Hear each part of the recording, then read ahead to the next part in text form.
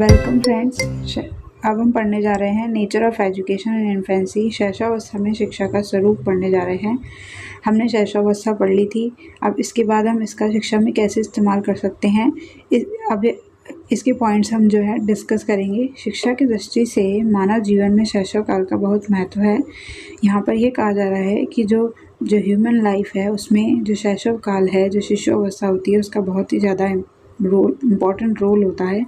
मनोवैज्ञानिक वैलेंटाइन ये कह रहे हैं कि सीखने का आदर्श काल जो है वो शैशव काल ही है। शैशव अवस्था को उन्होंने जो है सीखने का आदर्श काल माना है। इसके बाद यहाँ पे वॉटसन के अनुसार शैशवावस्था में सीखने की सीमा और तीव्रता विकास की और किसी अवस्था की तुलना में बहुत अधिक होती है। वॉटसन यहाँ पर ये कह रहे हैं कि शैशवावस्था में सीखने की जो अवस्था होती है, सीखने की जो सीमा होती है और जो तीव्रता होती है वो बहुत ही तेज़ होती है, बहुत ही ज़्यादा अधिक होती है। शिशु अवस्था में बच्चा जो है बहुत जल्दी चीज़ों को सीखता है। शैशवावस्था में शिक्षा के परिप्रेक्ष्य में निम्न बातों का ध्यान रखना चाहिए। पहला है स्नेहपूर्ण व्यवहार। इस अवस्था में बालक दूसरों पर निर्भर रहता है, दूसरों के स्नेह का भूखा रहता है। इस अवस्था में माता पिता या अध्यापकों द्वारा बच्चों को डांटना मारना नहीं चाहिए, न ही क्रोध भय दिखाना चाहिए। बालक के प्रति प्रेम, दया, सहानुभूति और शिष्टता का व्यवहार रखना चाहिए। इससे उनमें सीखने के लिए रुचि उत्पन्न होगी और उचित दिशा में उनका विकास होगा। यहाँ पे ये बोल रहा है कि जो बिहेवियर है वो अफेक्शनेट होना चाहिए पेरेंट्स का, टीचर्स का एक शिशु के प्रति, क्योंकि इस अवस्था में बच्चे जो हैं बहुत ही कोमल होते हैं। इसलिए अगर हम उन्हें डांटते हैं, मारते हैं या उन पर गुस्सा करते हैं तो ये चीज़ें उनमें दिखने लगती हैं। उनके अंदर भी उनके जो डेवलपमेंट होता है उनमें भी ये चीज़ें जो हैं आ जाती हैं, डेवलप हो जाती हैं। उनके बिहेवियर में हमें ये चीज़ें दिखाई देने लगती हैं। इसलिए हम जिस तरीके का व्यवहार उन्हें दिखाते हैं, जिस तरीके का व्यवहार हम उन्हें सिखाते हैं, वैसा ही व्यवहार उनके व्यवहार में आता है, उनका व्यवहार भी वैसा ही बनता है। इसलिए हमें उन्हें जो है बहुत ही प्यार से, बहुत ही स्नेह से रखना चाहिए। यही जो है अफेक्शनेट बिहेवियर है। इसके बाद आता है नेक्स्ट पॉइंट है जिज्ञासा की संतुष्टि। क्रो एंड क्रो के अनुसार शिशु शीघ्र ही अपने आसपास की वस्तुओं के संबंध में अपनी जिज्ञासा व्यक्त करने लगता है। उसके माता पिता तथा अध्यापकों को उसकी जिज्ञासा को संतुष्ट करने का प्रयत्न करना चाहिए। Satisfaction of curiosity. Crow and crow जो है वो ये कहते हैं कि शिशु जो है वो बहुत ही जल्दी अपनी आसपास की वस्तुओं के संबंध में जिज्ञासा यानी उसके अंदर क्यूरोसिटी आ जाती है। वो बहुत ही जल्दी चीज़ों के बारे में जानने की कोशिश करता है, उसे सब कुछ जानना होता है। इसलिए उसके माता पिता या अध्यापकों द्वारा उसकी जो जिज्ञासा है उसे संतुष्ट करने का प्रयास करना चाहिए, न कि उसे दबाना चाहिए। इससे बच्चे का ब्रेन जो है वो डेवलप होता है। वास्तविकता का ज्ञान, नॉलेज ऑफ रियलिटी।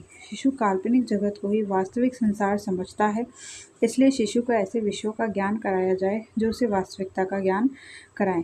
जो बच्चा होता है वो इमेजिनेटिव वर्ल्ड में रहता है, वो इमेजिनेशन को ही जो है सच समझता है, रियल समझता है। इसलिए हमें उसे असलियत में चीज़ें, रियल में चीज़ें दिखा करके उसे वास्तविकता का ज्ञान कराना चाहिए। व्यक्तिगत स्वच्छता की शिक्षा, एजुकेशन ऑफ इंडिविजुअल क्लीनिनेस।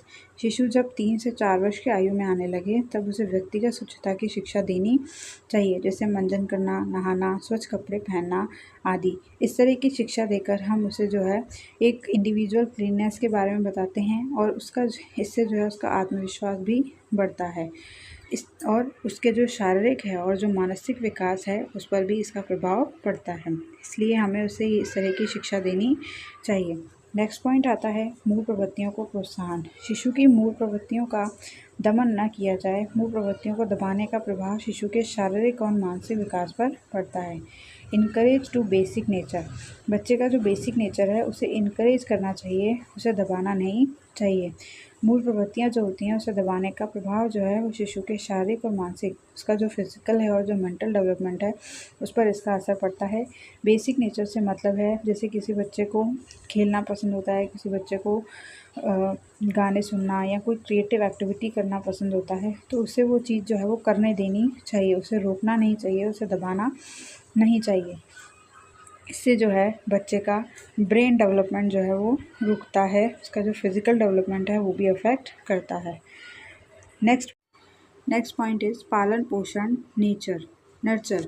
शिशु के शारीरिक विकास में पोषण का बहुत अधिक महत्व होता है। शिशु के आहार पर विशेष ध्यान देने की आवश्यकता होती है। शिशु के अन्य सभी विकास जैसे बौद्धिक, सामाजिक, संवेगात्मक का आधार जो है वो शारीरिक विकास ही होता है।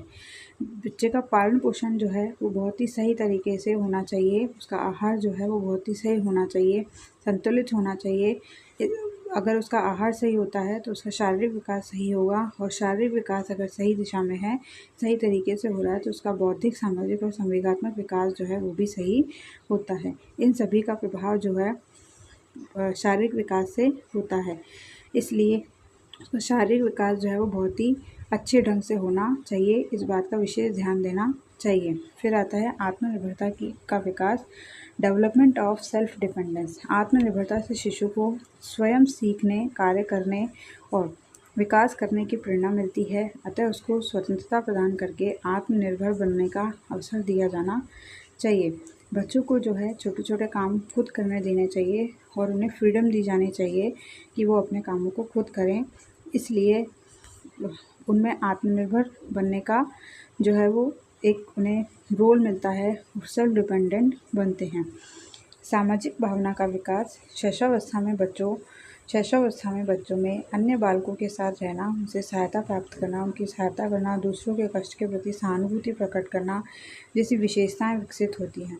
डेवलपमेंट ऑफ सोशियो एबिलिटी, इसका मतलब यहाँ पे ये है कि शैशवावस्था में बच्चों में अन्य बालकों के साथ रहने, उनकी सहायता करने, उनके साथ खेलने, उनके प्रति सहानुभूति प्रकट करने, उनके कष्ट को देखने की जो विशेषताएं हैं वो डेवलप होती हैं। तो इसलिए बच्चों को ऐसा एनवायरनमेंट दिया जाना चाहिए कि वो दूसरे बच्चों के साथ मिलकर रह सके, उनके साथ खेल सके, उनकी हेल्प कर सके, उनकी हेल्प ले सके। इस तरीके से उनके अंदर जो है सोशल डेवलपमेंट होता है, उनके अंदर सोशल एबिलिटी आती है। नेक्स्ट पॉइंट इज़ आत्म प्रदर्शन के लिए अवसर, अपॉर्चुनिटी फॉर सेल्फ असरेशन। शिशु में आत्म प्रदर्शन की प्रवृत्ति होती है, अतः माता पिता, अभिभावक, अध्यापकों को उससे ऐसे कार्य कराने चाहिए उसे आत्म प्रदर्शन का अवसर मिले। सेल्फ असरेशन उसे जो है देना चाहिए। सेल्फ असरेशन उसके अंदर कैसे आता है शिशु के अंदर, कि उसे ऐसे कार्य कराने चाहिए जिससे उसमें एक सेल्फ स्टीम उसमें आ सके, सेल्फ जो है एस्टिमेट हो सके, वो आत्म प्रदर्शन कर सके, वो अपने आप को डेमोन्स्ट्रेट कर सके, अपने आप को एक्सप्रेस कर सके। ऐसे काम जो है उससे करवाने चाहिए, छोटे छोटे काम उससे करवाने चाहिए, जैसे कोई कहानी सुनाना, कविता सुनाना, है ना, कोई चीज़ बना करके दिखाना। ये जो है उसमें सेल्फ असरेशन डेवलप करते हैं। आत्म अभिव्यक्ति के लिए अवसर, अपॉर्चुनिटी फॉर सेल्फ एक्सप्रेशन। शिशु को आत्म अभिव्यक्ति का पूर्ण अवसर प्रदान किया जाना चाहिए। माता पिता, अध्यापकों द्वारा बच्चों को छोटी छोटी कहानियाँ, कविताएं सुनाकर, याद करवाकर उन्हें मंच पर या सबके सामने अभिव्यक्त करने का अवसर दिया जाना चाहिए। सेल्फ असरेशन और सेल्फ एक्सप्रेशन लगभग एक जैसे हैं, थोड़ा सा फ़र्क है इनमें। वहाँ पे बच्चा जो है खुद को डेमोन्स्ट्रेट करता है, यहाँ पर बच्चा जो है खुद को एक्सप्रेस करता है, अपनी फीलिंग्स को एक्सप्रेस करता है। तो इस तरीके से अपने विचार बताता है। तो उसे जो है यहाँ पर उसे अवसर दिए जाने चाहिए, जैसे उसे कहानियाँ याद करवानी चाहिए, छोटी छोटी कविताएं याद करवा के उन्हें बोलने का मौका दे करके हम उसे जो है आत्म अभिव्यक्ति के अवसर देते हैं। तो ये चीज़ें जो है हमें बच्चों से करवानी चाहिए। फिर आता है क्रिया या खेल द्वारा शिक्षा। शिशु जन्म से ही क्रियाशील होता है, खेल में उसकी सहज रुचि होती है, अतः खेल द्वारा करके सीखने का उसे पूर्ण अवसर देना चाहिए। करके सीखने का उसे पूर्ण अवसर देना चाहिए, उसे ज़्यादा से ज़्यादा चीज़ें जो हैं वो करके सीखने को देनी चाहिए, या खेल द्वारा उसे चीज़ें जो है वो सिखा दी चाहिए। खेल खेल में हम बच्चों को जो है बहुत सारी चीज़ें सिखा सकते हैं। इस तरीके से उनकी जो लर्निंग है वो डूइंग एंड प्लेइंग होती है, learning by doing and playing. इसके बाद आता है मानसिक क्रियाओं के अवसर, opportunities for mental activities. Bird के अनुसार 3 वर्ष का बालक वस्तुओं पर ध्यान केंद्रित कर सकता है। शिशु को ऐसे अवसर अधिक से अधिक उपलब्ध कराने चाहिए कि वह ज्ञानेंद्रियों के द्वारा मानसिक क्रियाओं जैसे सोचना, विचारना, समझना, पहचानने में सक्षम हो सके। अपॉर्चुनिटीज़ फॉर मेंटल एक्टिविटीज़ मतलब यहाँ पे मानसिक क्रियाओं के अवसर देने चाहिए। 3 वर्ष का जो बच्चा होता है वो वस्तुओं पर ध्यान केंद्रित कर सकता है। शिशु को ऐसे अवसर ज़्यादा से ज़्यादा उपलब्ध कराने चाहिए कि वो अपने ज्ञानेंद्रियों के द्वारा मानसिक क्रियाएं जैसे सोचना, विचारना, समझना, पहचानना, इसमें जो है वो सक्षम हो सके। इन चीज़ों में जब वो सक्षम होता है तो उसका जो है मानसिक विकास जो है वो सही दिशा की ओर होता है। वह अपनी ज्ञानेंद्रियों के द्वारा चीज़ों को देखता है, उन पर विचार करता है, उनको समझता है, पहचानने की कोशिश करता है। तो इस तरह की हम उसे अपॉर्चुनिटी देकर उसके मेंटल डेवलपमेंट में हेल्प करते हैं। फिर आता है अच्छी आदतों का निर्माण करना। व्यक्ति की अच्छी आदतें ही उसके भावी जीवन का निर्माण करती है। शिशु को प्रारंभ से ही दैनिक व्यवहार और सामाजिक शिष्टाचार के लिए प्रेरित करना चाहिए। फॉर्मेशन ऑफ गुड हैबिट्स, यहाँ पे ये कहा जा रहा है कि शिशु को जो है प्रारंभ से ही उसका दैनिक व्यवहार और सामाजिक शिष्टाचार सिखाना चाहिए, ताकि उसमें ये चीज़ें जो है बचपन से ही डेवलप हो सके। अच्छी आदतों का निर्माण जो है बचपन से ही हो सके। अटेंशन ऑन इंडिविजुअल डिफरेंसेस, व्यक्तिगत भिन्नता पर ध्यान विकास का स्वरूप यह बताता है कि शिशुओं में व्यक्तिगत विभिन्नताएं होती है, अतः शिक्षा देते समय व्यक्तिगत भिन्नता का ध्यान रखा जाना चाहिए। शिक्षा जो है वो व्यक्तिगत भिन्नता के आधार पर दी जानी चाहिए, व्यक्तिगत भिन्नता का ध्यान रखते हुए, क्योंकि प्रत्येक व्यक्ति जो है वो भिन्न भिन्न होता है, अतः भिन्नता का ध्यान रखते हुए ही जो है उसे शिक्षा देनी चाहिए। फिर आता है संवेगात्मक सुरक्षा। शिशु के विकास में सबसे महत्वपूर्ण तत्व स्नेह होता है। जब उसे दूसरों से स्नेह मिलता है तो वह भी दूसरों को स्नेह देने का प्रयत्न करता है। इमोशनल सिक्योरिटी, ये चीज़ कहाँ से डेवलप होती है? शिशु के विकास में सबसे महत्वपूर्ण तत्व जो होता है स्नेह होता है। अगर हम बच्चे को स्नेह देते हैं तो वह भी दूसरों को स्नेह देने का प्रयत्न करता है। स्नेह जो है वो उसके अंदर हमारे इस दिए गए स्नेह के द्वारा डेवलप होता है। जिस तरीके के इमोशंस हम बच्चे को देते हैं वैसे ही इमोशन बच्चे में डेवलप होते हैं। और जैसे अगर हम उन्हें गुस्सा दिखाते हैं या उनके साथ चिड़चिड़ा व्यवहार करते हैं तो ये चीज़ें जो है बच्चे में डेवलप हो जाती हैं, क्योंकि बच्चा जो है वो एकदम क्लीन होता है। जो छोटा बच्चा होता है इमोशंस जो है उसमें बाद में डेवलप होते हैं, बाहर की दुनिया वो बाद में देखता है। तो जिस तरीके की चीज़ें वो देखता है, जिस तरीके की चीज़ें वो सुनता है, जैसा व्यवहार वो देखेगा, जैसा व्यवहार वो सुनेगा, वैसा ही व्यवहार उसमें डेवलप होता है। तो ये जो है इमोशनल सिक्योरिटी जो है वो तभी आती है बच्चे में, वो अपने आप को सिक्योर भी तभी समझता है जब उसे प्यार मिलता है। तो ये हमने पॉइंट पढ़े शिशु अवस्था में बच्चे को किस तरीके की शिक्षा दे करके हम जो है उसका विकास जो है सही दिशा की ओर ले जाते हैं।